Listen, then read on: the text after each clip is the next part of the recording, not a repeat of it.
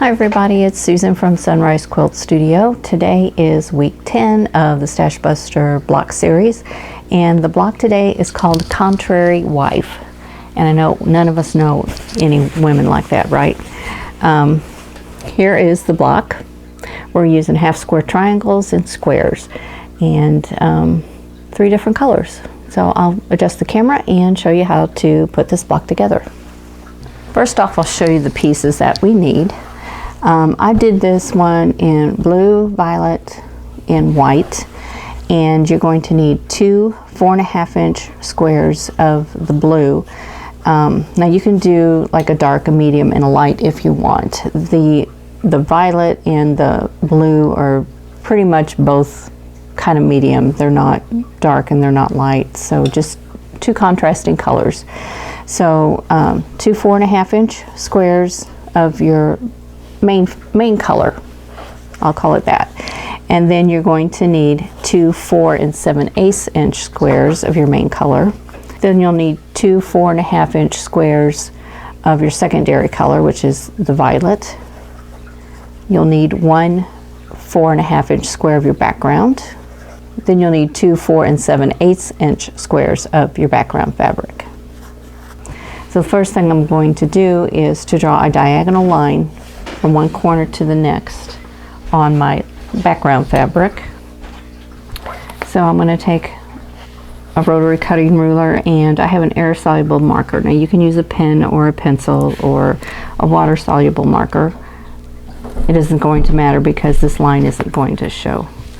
So I'm going to do that on the back side of both of these pieces, and this is for our half square triangles.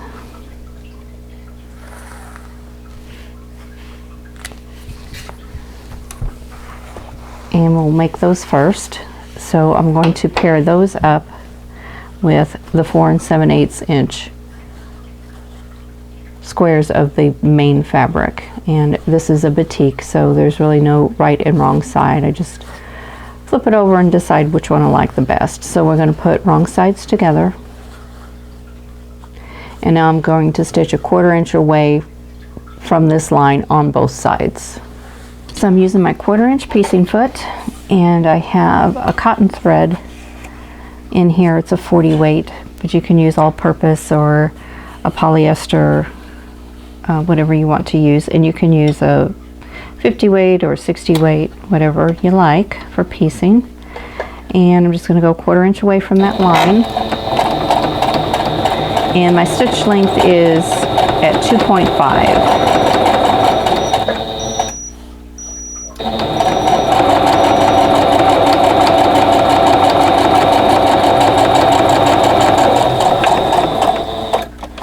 And then I'm just going to flip it around and give myself a little slack here so I can line up with the next side.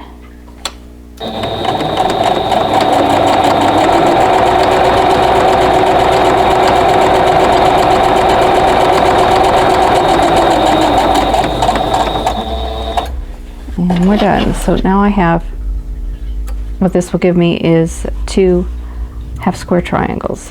So I'm going to do the same with the other 2 pieces.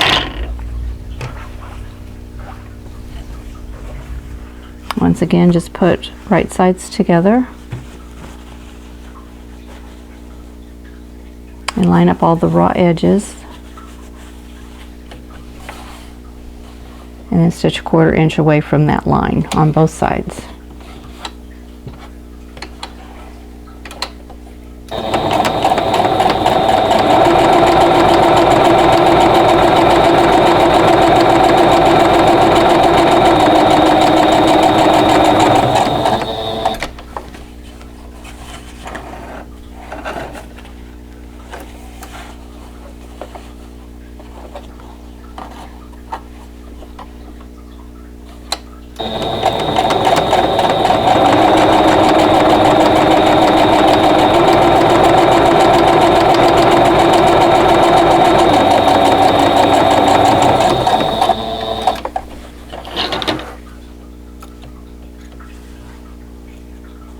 Okay, now to make them into half square triangles, what I need to do is just to cut along that drawn line.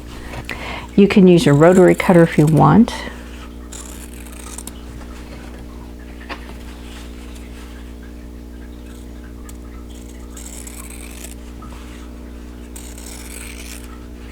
But this just works. It's convenient because I have my scissors right here. Now I'm going to press these open. So I'm going to lay them dark side up, and I'm going to press the seam towards that dark side. So first thing I'm going to do is to just press it where it's stitched. Whoops. Let's try that again.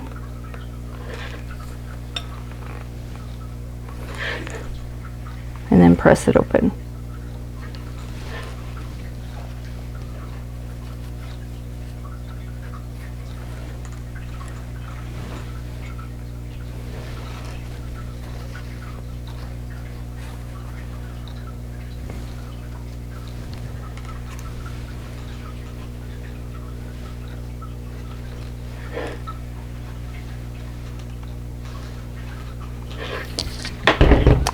Okay, next thing I'm going to do is I'm going to trim off the little dog ears that formed from making the half square triangles. They really don't serve any purpose other than create extra bulk in your quilt.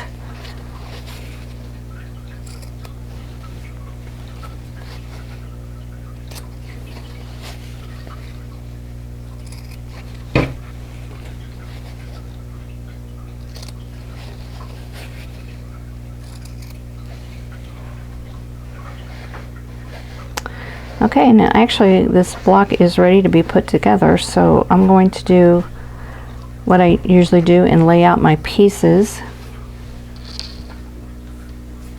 And I'm going to start with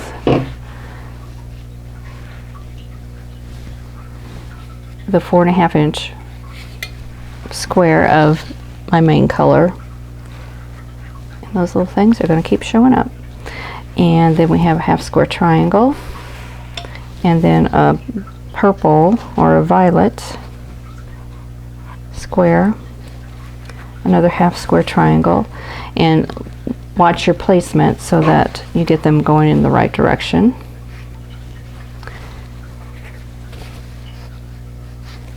We go here, another violet one. Now this is a hand-dyed fabric, so it really doesn't have a right or a wrong, but you can see on this one the texture is a little more defined on that side than this side, so I want to use that side. That's just a personal preference. And here we go. So now this block is all ready to put together. So I'm going to stitch them together in rows. So I'm going to sew this row, and then this one, and then I'll sew the rows together. So I'm just going to go ahead and start stitching again with a 1/4 inch seam allowance. Just line up my raw edges and stitch these together. If I can grab hold of these threads, here we go.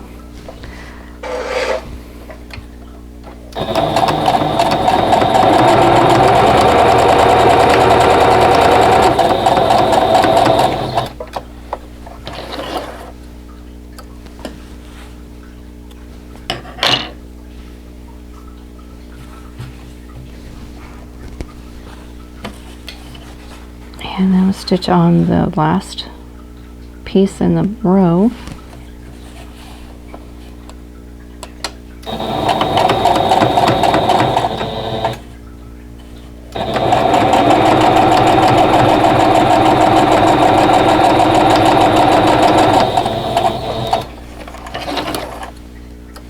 Okay, there's first row done. So this is what we have here.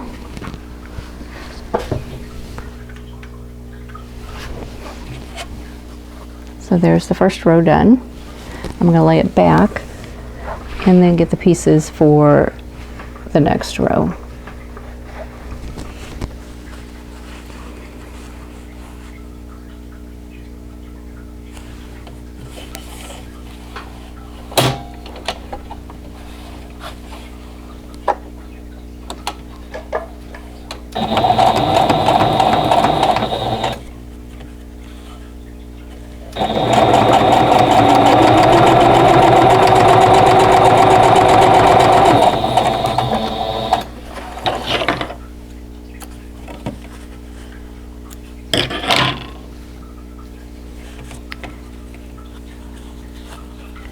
and then add the last piece to that row. Now on this one, my seam on the top piece, which is the half square triangle, is going this direction. So when I stitch, it's going to go under the presser foot and want to flip that way. So I'm going to have to keep an eye on that and make sure that doesn't flip.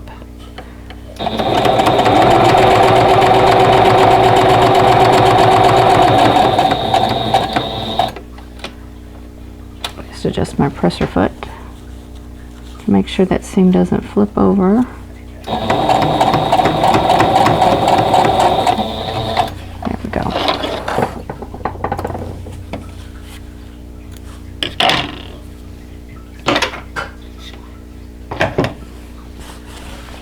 And there is row number 2. And then do row number 3, and then we'll press again.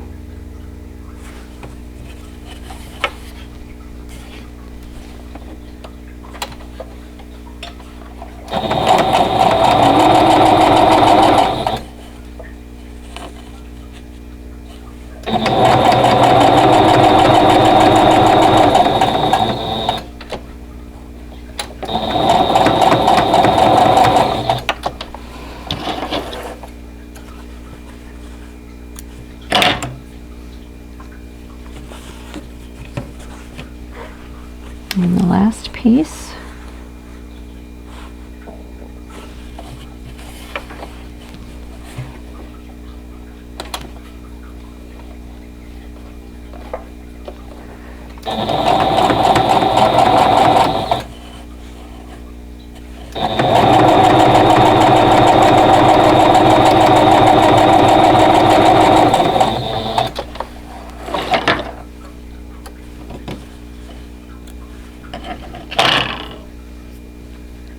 Okay, and here's the last row.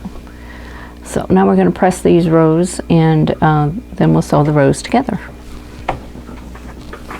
Okay, for this block, what we need to do is to consider how these are all going to lie. Now, right now we know that this seam is pressed towards the dark on all these half square triangles.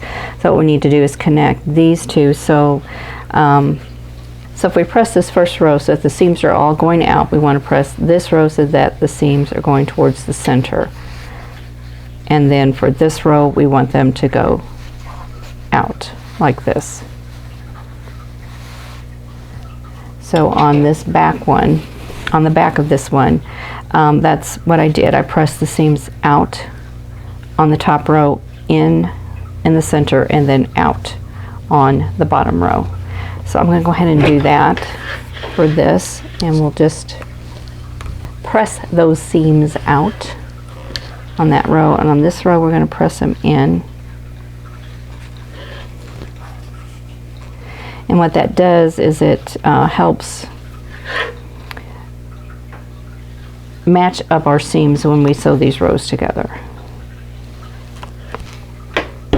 So I'm going to put these two rows together, and what I need to do is to nest these seams together. Make sure that they are snug up against each other like that, and do the same here. So if you have the seams pressed in the opposite directions, that should work fairly easily. And now I'm going to sew this row together. Another thing we have to consider also is that we've got points in this block. You can see where all of these points come together, and you want those points all to show. You don't want them to be cut off, and you don't want them to have so much background around them that you know, you could see that. So the trick is to get them all to come together. And what I do for that is, you do have to have your seams butted up against each other, but you're going to need a straight pin, and I'm going to take this row here, and I'm going to place this pin right at this junction where the seams cross. Okay, where this seam comes up and this seam here crosses over, that's right where I want to put my pin. So I can see if I can do this from the back side. So I want to put that pin and I want it to go straight through like that, and I'm just going to leave it so that it's coming straight up. And now I want to take the row that I am sewing it to and make sure I've got these going the right direction, which is right here. And then I want to take this, the same pin that's going through this one, and I want that pin to go through right there. And you see where the tip of my pin is, right where that point comes through. So just like that. And now I'm going to adjust this so that that pin is straight up and down, and it's not, I don't want it to go this direction, and I don't want it to go that direction. I don't want it to go down, I don't want it to go up. I want it to go straight, and I want to make sure that my seams are nested together, which they are, I can tell by feeling them.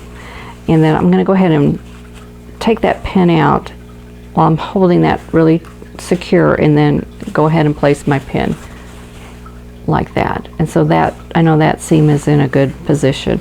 Now on this unit I don't have to worry about it because there aren't any points there. So I'm just going to go ahead, I'm going to go ahead and pin it, but I'm going to make sure those seams are nested together.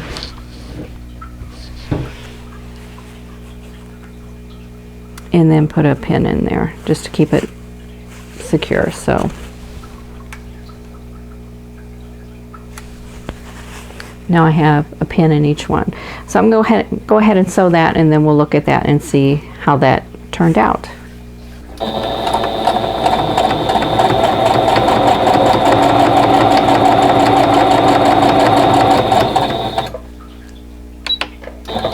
I'm getting to that seam, and I'm going to get pretty close to it, and then take my pin out, and then I'm going to watch where my stitching comes. I want it to go right through that intersection if I can.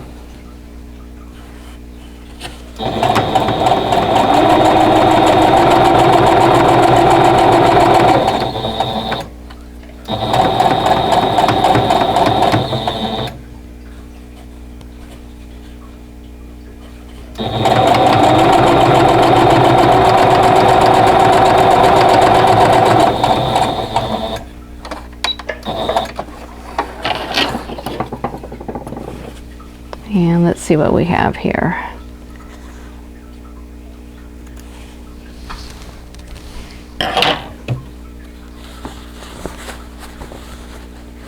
Oh, it's not too bad.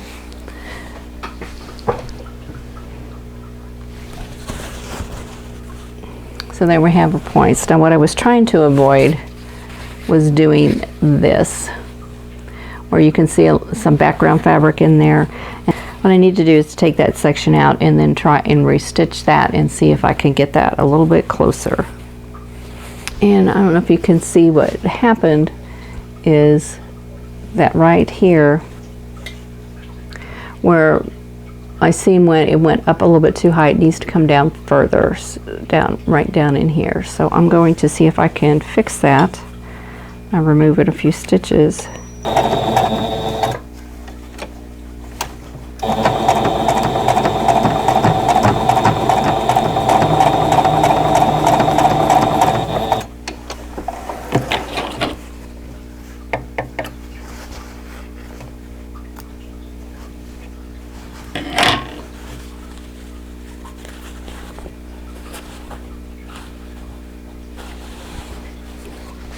Okay, so here we have the section where all of those points come together, and that looks pretty good. I don't think I could get much closer than that. So I'm going to go ahead and sew the next row. And then I have one more section where I'm going to have points come together, so I'm going to do the same thing with that. I'm using my straight pin to find my point.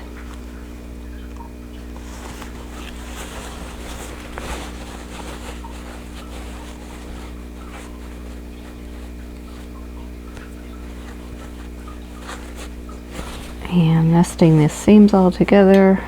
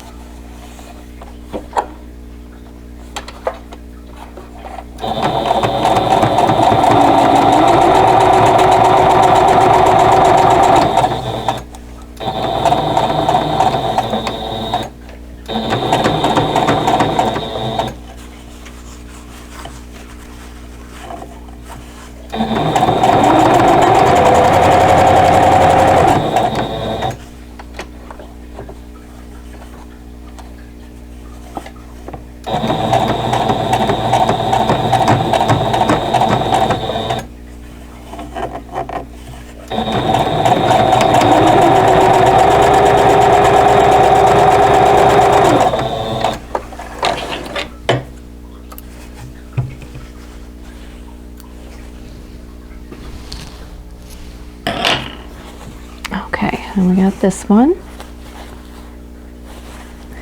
And let's go ahead and press. Okay, it's time to press this block, and you can press it whichever way you want. On this one, I press the seams out from the center. So what I did is I pressed them this direction. If yours wants to lay better going that way, or one this way and one that way, you know, just do whatever works best for your quilt. But the first thing I wanted to do is to press it the way it was sewn, and then press it up.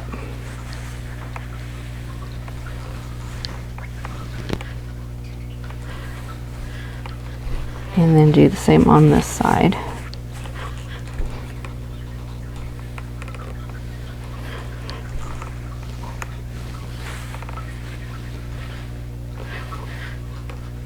Okay, so here's the contrary wife block, and it went together pretty fast. We have half square triangles. The challenge is matching the points here, and with some practice that goes pretty well. They don't always come out perfectly. I have one here that's not quite exactly where I want it, but I think it's pretty good. I'm not sure that I would want to redo it. It's just off a tiny bit. So anyway, I hope you're enjoying this series, and I hope you will continue to join me. If you like this video, I hope you will click like and subscribe if you haven't so far, and don't forget to click that notification bell, because that'll let you know every time I upload a video. And I am uploading twice a week, on Tuesdays for a quilting video and on Fridays for a piecing video. So I hope to see you in the next video. Thanks for watching. For more quilting ideas, click on the video links. And to keep up with my newest projects, click on the subscribe button. I hope to see you again soon.